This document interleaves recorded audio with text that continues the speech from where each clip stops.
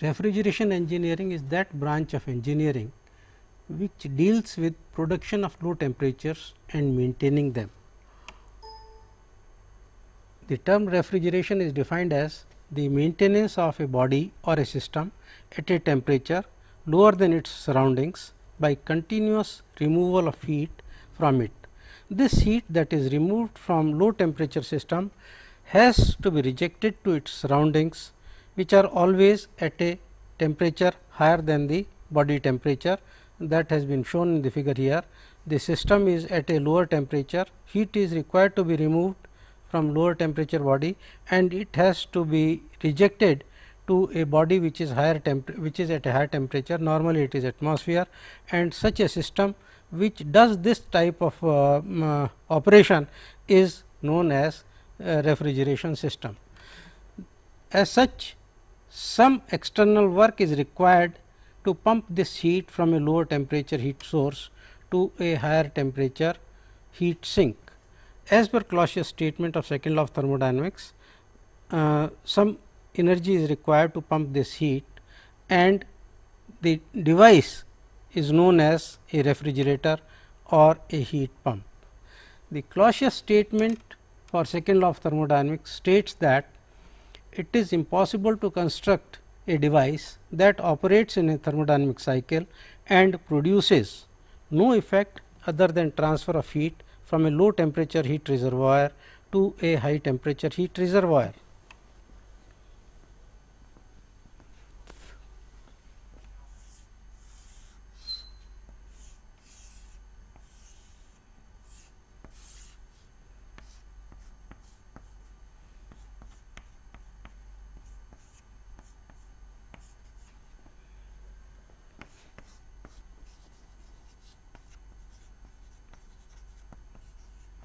Second law of thermodynamics says that this type of device is impossible. It operates in a thermodynamic cycle, takes heat at a lower temperature and rejects it to a higher temperature. And therefore, to make it possible, to make the refrigeration system possible, what is needed is to operate this device with the help of some external energy.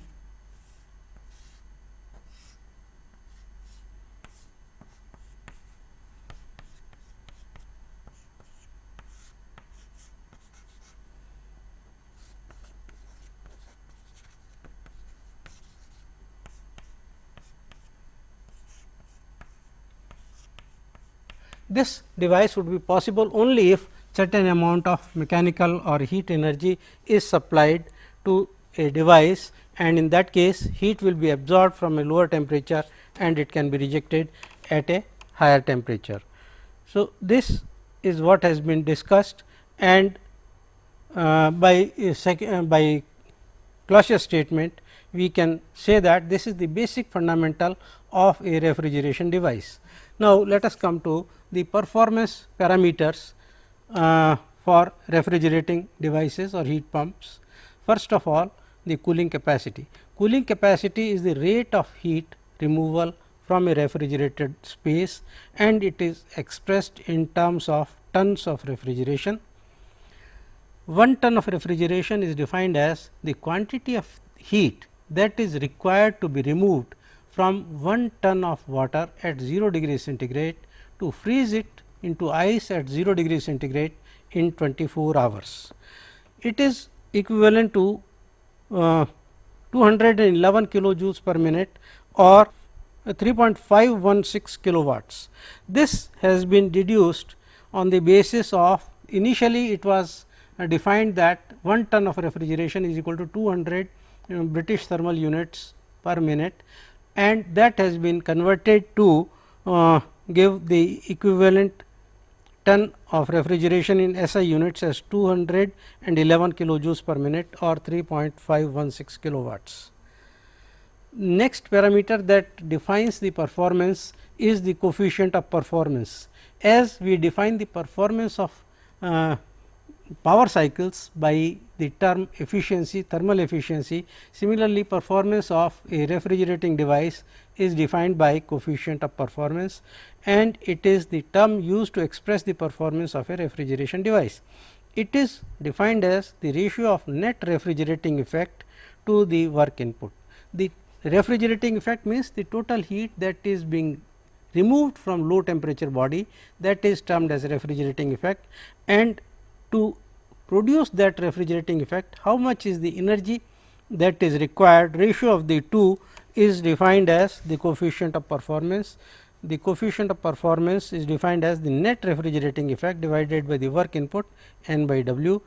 In this system, this is the quantity of heat removed, this is the quantity of heat rejected, and this is the work input to the system. Then the coefficient of performance of this refrigerating device would be the refrigerating effect Q L divided by the net work done. Net work done will be Q H minus Q L. So, Q L upon Q H minus Q L, or we can write it as T L upon T H minus T L. Coefficient of performance is just reverse of the efficiency of a heat engine cycle. Efficiency of heat engine cycle was defined as the net work done divided by the heat supplied, Q H minus Q L upon Q H, and that was equal to T H minus T L by T H. This was derived in second law of thermodynamics, and similarly the coefficient of performance of refrigeration cycle is defined by T L upon T H minus T L. If we compare this with this, we find that the coefficient of performance is just reverse of the efficiency of a power cycle, that is very clear from here.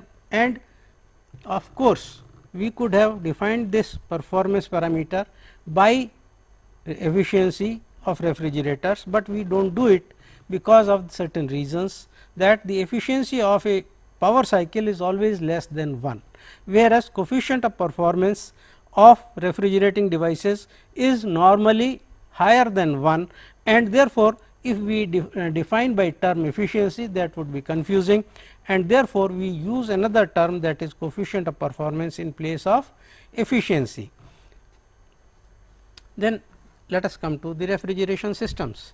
It has been explained earlier that the power cycles are reversible cycles. All reversible cycles are the most efficient cycles, and all power cycles, say Otto cycle, diesel cycle, dual cycle or Brayton cycle, they are reversible cycles, and these reversible cycles, they draw heat at a high temperature source and reject this heat at a lower temperature, and the net output of the cycle is the work done.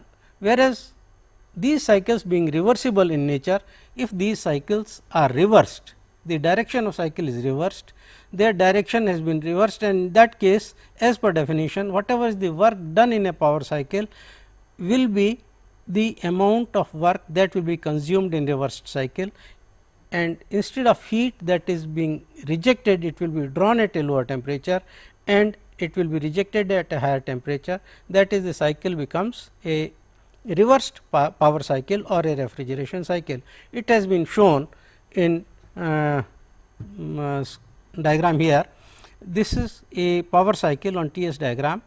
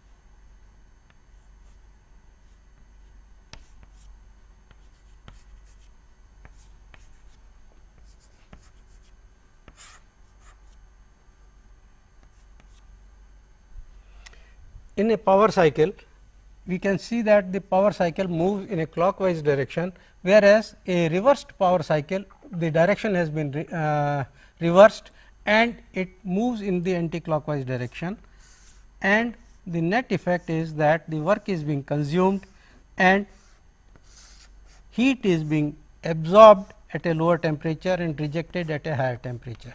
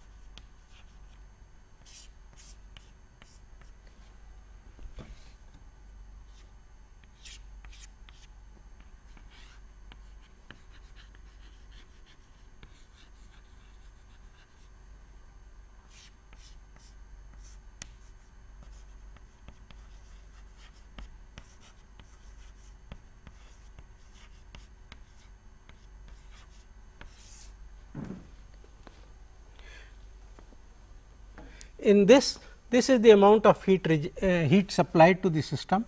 This total amount is the amount of total heat supplied. Out of this total heat supplied, this is the amount of work that has been obtained, and this is the amount of heat that has been rejected.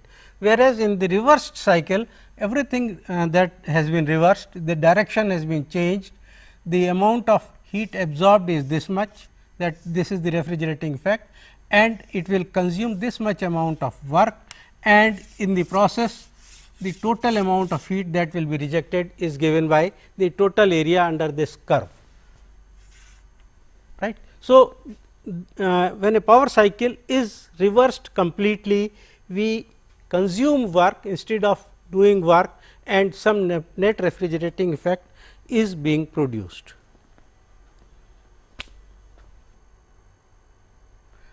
The refrigeration cycles can also be classified like power cycles as gas or air refrigeration cycles and vapor refrigeration cycles. The power cycles were gas power cycles and vapor power cycles. Similarly, the refrigeration cycles are also gas or air refrigeration cycles and vapor refrigeration cycles. An ideal refrigeration cycle is a reversed Carnot cycle. However, it has been stated earlier that Carnot cycle is not a practical cycle and modifications are needed to make it a practical cycle.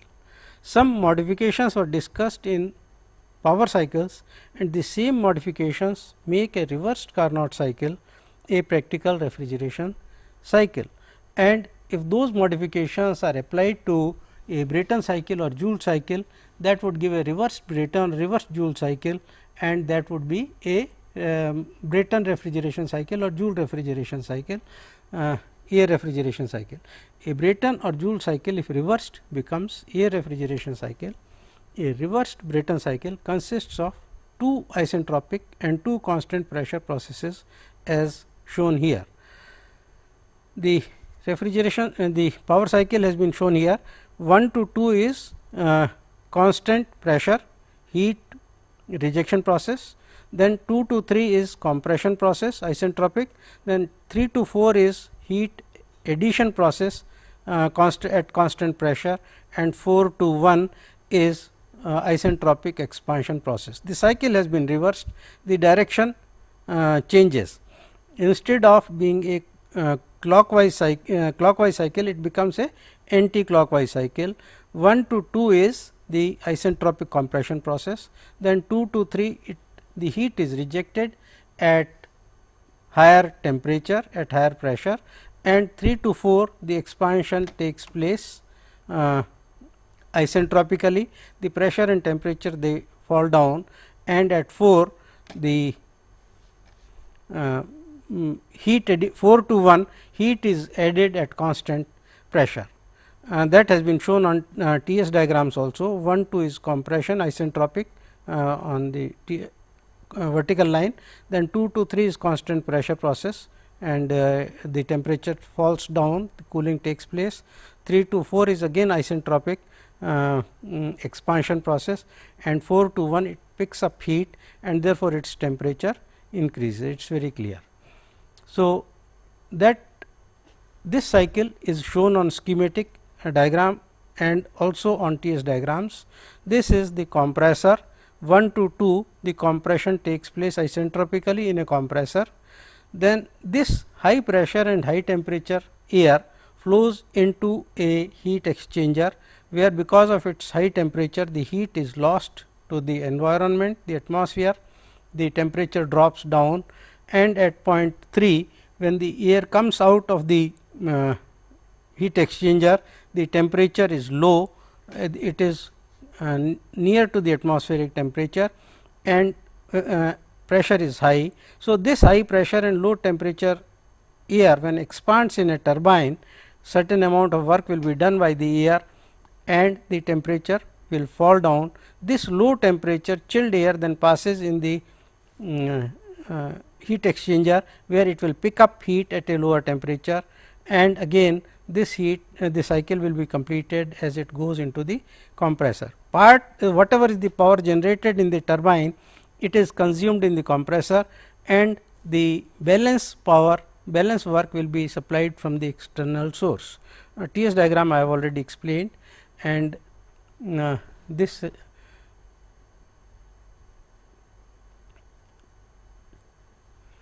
analysis of the cycle has been done.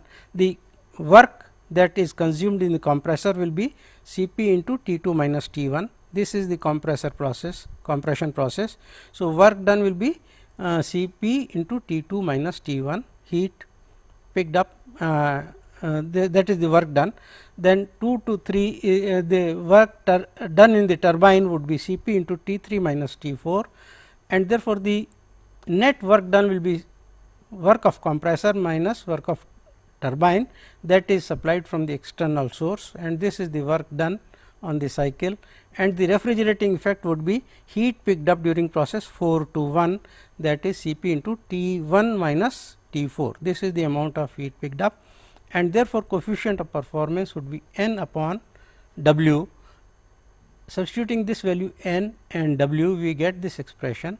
Cp being common, it cancels off, and ultimately we are left with this equation T4 into T1 upon T4 minus 1 divided by T3 into T2 by T3 minus 1 minus T4 into T1 by T4 minus 1.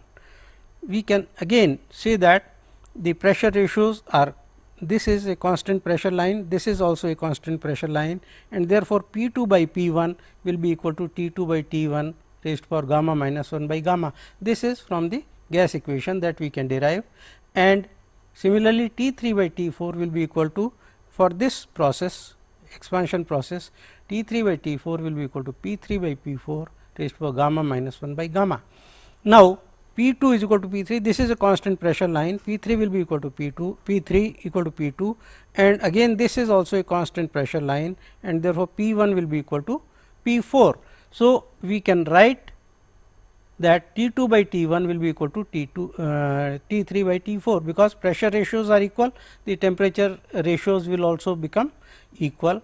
This equation can be rewritten as T2 upon T3 equal to T1 upon T4. Substituting this value in the earlier equation here, T4 by T1 is equal to T2 by T3, we get the coefficient of performance as T4 upon T3 minus T4. We can write this as 1 upon T3 by T4 minus 1, or 1 upon R raised to power gamma minus 1 upon gamma. So, this gives us the coefficient of performance for a reverse Brayton cycle, and it is comparable. We can compare it with the thermal efficiency of a Brayton cycle that we had derived earlier, and we find that this particular coefficient of performance gives us the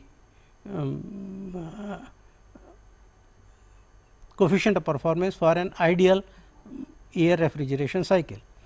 The main application of air refrigeration systems is in aircraft air conditioning, as it serves the dual purpose of removing heat and pressurizing passenger cabins at high altitudes. At high altitudes, the atmospheric pressures are very low, and in passenger planes pressurization is extremely necessary, because the occupants will feel uncomfortable, they cannot survive at low pressures, and therefore, the cabins have to be kept under normal atmospheric pressure, and therefore,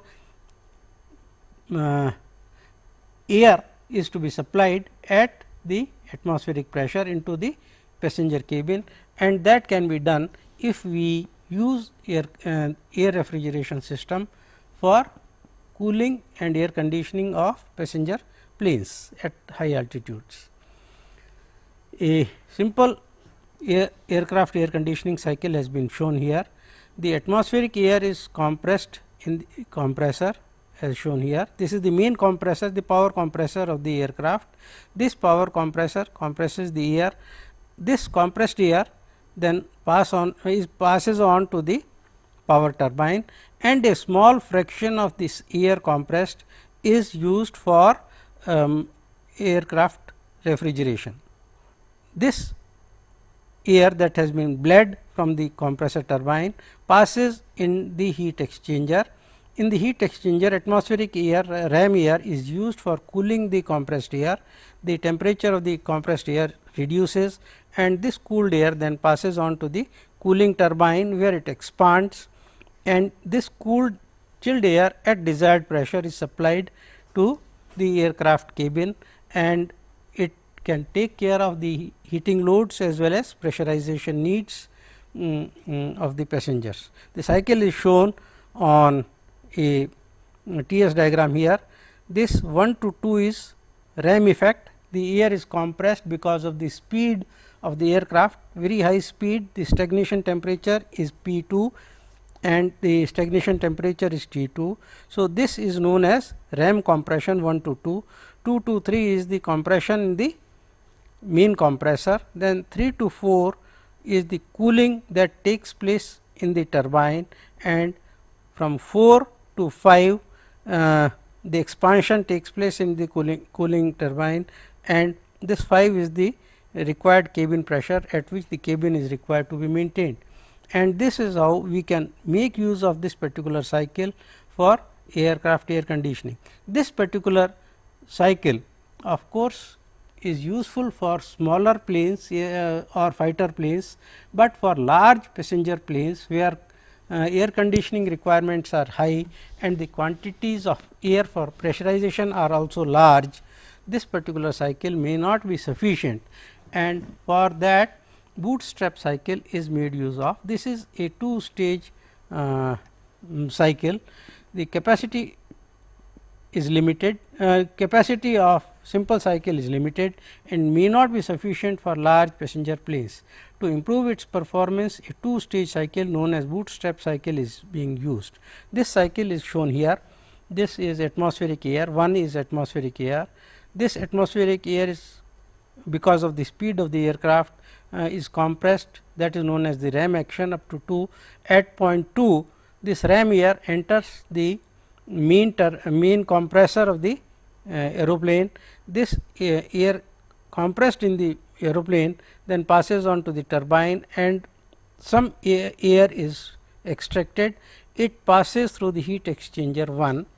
In heat exchanger 1, cooling of this air takes place from 3 to 4. This cooled air then passes through the auxiliary compressor. In the auxiliary compressor, the air is further compressed to 0.5, and this compressed air again it gets cooled in second heat exchanger, and this high pressure air then passes on to the cooling turbine where expansion takes place. This cycle has been shown here on TS diagram. 1 to 2 is RAM compression, 2 to 3 it is main compressor, the power compressor of the aeroplane. Then 3 to 4 the cooling takes place by RAM air in the heat exchanger 1. 4 to 5 it is compression further second compression in the auxiliary compressor, and 4 to 5 cooling takes place in the heat exchanger 2, and then 6 to 7 the expansion takes place in the cooling turbine. Here we can very well see and compare with the simple cycle, the pressure ratio available is extremely high as compared to simple cycle, and because of this high compression high expansion ratio available, the chilling would be more, the cooling capacity of the air, same quantity of air would be more, and the pressurizing capacity will also increase. So, this is how a bootstrap cycle can work. There are many more combinations that can be made in air cycles, but they are beyond the scope of this lecture, and they can be discussed in details while studying the refrigeration engineering. Then we come to the next part of our discussion today, that is the vapor compression refrigeration cycles. A vapor compression cycle is a reversed Rankine cycle. Rankine cycle is a power cycle. If the Rankine cycle is reversed, it becomes a vapor compression refrigeration cycle as just now discussed, and the variation is that the pump is replaced by a throttle valve in a refrigeration cycle. A Rankine cycle uses a pump to raise the pressure of water from condenser pressure to boiler pressure. Here that pump is replaced by a throttle valve to reduce the pressure, and a compressor is replaced by the a compressor replaces the turbine. The turbine that we had in a Rankine cycle is now replaced by a compressor. The cycle is shown here. The refrigerant is compressed in the compressor. When the refrigerant is compressed in the compressor, the pressure of the refrigerant increases, the temperature also increases. The temperature is beyond the atmospheric temperature, and when the gas passes through this condenser here, the heat will be lost to the atmosphere. The temperature of the refrigerant being higher than the atmospheric temperature, heat will be rejected to the atmosphere. This cooled refrigerant then passes on to the expansion valve, and in the expansion valve throttling takes place. When the pressure reduces, the saturation temperature also reduces, and when the pressure and temperature of the refrigerant they reduce and they pass on to the evaporator, the low temperature refrigerant will pick up heat from the evaporator, and the latent heat will be absorbed. The refrigerant will become that will evaporate, and it will come into the gaseous state, and the refrigerating effect will be produced. The cycle is shown on pH and TS diagrams here in this diagram, and this is the refrigerant is compressed from 1 to 2 in the compressor isentropically, then 2 to 3 it is the heat that is being rejected at constant pressure in the condenser. The cooling is done to a point where it becomes a saturated liquid, and at 3 when it becomes saturated liquid, the refrigerant is throttled. When the refrigerant is throttled, we can see that some of it evaporates, and when it evaporates, it will draw its heat, latent heat of evaporation from within the mass of the refrigerant. Its temperature will reduce, and this low temperature refrigerant, when passes on through the evaporator, it will pick up heat from the from the evaporator, and refrigerating effect is produced during process 4-1. The cycle has been shown here on the TS diagram. 1-2 is isentropic compression, 2-3 is liquefaction, the heat rejection process, then 3 to 4 this is the point 4, it is throttling process, and 4 to 1 it picks up heat. This orange color shows the work that is being consumed during the cycle. Work consumed during the cycle is 1, 2, 3 and this point 4 dash we can say, and the refrigerating effect that will be produced is area under curve 4-1, H1 minus H4 is the refrigerating effect, right. On pH diagram, work done will be H2 minus H1 and refrigerating effect will be H1 minus H4. that has been shown here. Refrigerating effect would be H 1 minus H 4, that is area 1 4 A B. This is 1 4 A B, that is the refrigerating effect shown by light blue color, and the work done will be H 2 minus H 1, that is 1 2 3 this C and 1. This is the area orange color, that is the work done, and the coefficient of performance would be n upon W, that is H 1 minus H 4 divided by H 2 minus H 1, that is the area, this area blue color divided by this area orange color, right. So, this is the coefficient of performance of a simple vapor compression refrigeration cycle. Now, what are the parameters that would affect the performance of a refrigeration cycle? The parameters that would affect the refrigeration cycles would be this area, this is the refrigerating effect, this should be maximum, and the work done should be minimum. When the work done is minimum and refrigerating effect is maximum, the coefficient of performance would be maximum n by W. N should be large, W should be small.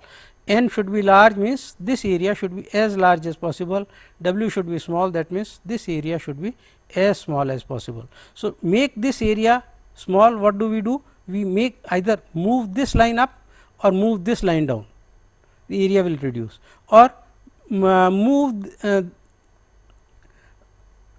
when this area, this line is moved up, the refrigerating effect increases automatically. So, the parameters that would affect the coefficient of performance of refrigeration cycle are the evaporator pressure, this pressure, the condenser pressure, this pressure, and suction vapor superheat, that is this refrigerating effect can be increased in this direction also. We will consider these three parameters and see how they affect the performance of a vapor compression refrigeration cycle. Let us study the effect of evaporator pressure first of all. Say the evaporator pressure is reduced from 1 4, it is brought down to 1 dash 4 dash. If we reduce the evaporator pressure, what happens is that the work done was H 2 minus H 1, now it is H 2 dash minus H 1 dash, and therefore, we see that this distance H 2 dash minus H 1 dash is more than H 2 minus H 1, and therefore, if the evaporator pressure reduces, the work done will increase. The refrigerating effect was H 1 minus H 4, now it is H 1 dash minus H 4 dash. The refrigerating, this curve is moving in this direction, and therefore, refrigerating effect reduces. So, if the evaporator pressure reduces, the refrigerating effect reduces and the work done increases, and therefore, the coefficient of performance will decrease, as well as the capacity of the refrigerating plant will also decrease. Then the effect of condenser pressure, if the condenser pressure is raised, it is very clear that the condenser pressure, if it increases, the work done increases. This is the amount of additional work that is required to be done. The refrigerating effect remains constant. H 1 minus H 4 dash is same as H 1 minus H 4. So, if the condenser pressure increases, the work refrigerating effect remains constant, but the work input increases, and that is going to reduce the coefficient of performance of a vapor compression refrigeration cycle. Third parameter is the effect of suction vapor superheat. If the vapor is superheated at suction, instead of 1, it is the inlet temperature is 1 dash, we find that the refrigerating effect increases. H 1 minus H 4, now it is H 1 dash minus H 4. So, refrigerating effect has increased, whereas the work input is now that is also increased, because these lines being diverging lines, H 2 dash minus H 1 dash is greater than H 2 minus H 1. So, the refrigerating effect increases, the work input also increases, and therefore, the coefficient of performance may increase or may decrease, that depends upon nature of the refrigerant used. Normally, a superheated suction is preferable in all cases, because at least the refrigerating capacity of the plant will increase. The refrigerating effect increases, that means the total capacity in tons will increase. The coefficient of performance may also increase. For freons, the nature of the refrigerant is such that the coefficient of performance will increase, but ammonia is a refrigerant where the coefficient of performance may decrease because of superheat. But anyway, superheat is desirable, and 5 to 10 degrees of superheat is kept in all refrigeration systems. Then finally, we can say that, because if we can conclude that what is the overall effect of these three parameters, we can say that the temperatures should be kept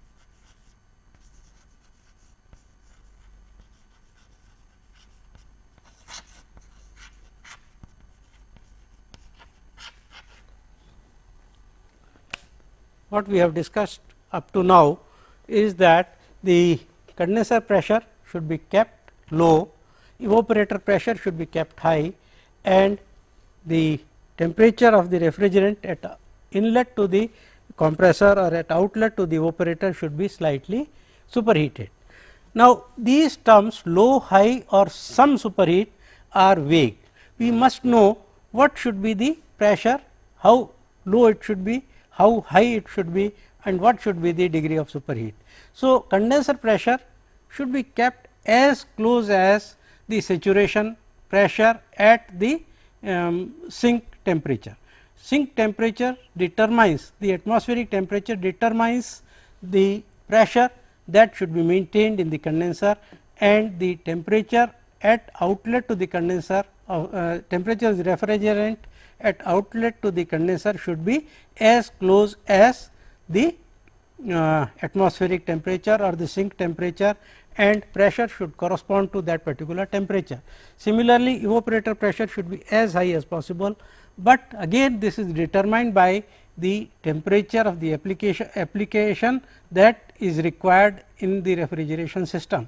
If we need a temperature of minus 10 degrees centigrade in the evaporator, then the evaporator pressure should correspond to that particular temperature of minus 10 degrees centigrade, and it will be saturation temperature corresponding to the evaporator temperature, but there should not be large gap between the saturation pressure in the evaporator and the actual evaporator pressure, because if the evaporator pressure is kept below the saturation pressure, desirable saturation pressure, then the performance will reduce, and the degree of superheat of 5 to 10 degrees centigrade is desirable at evaporator outlet.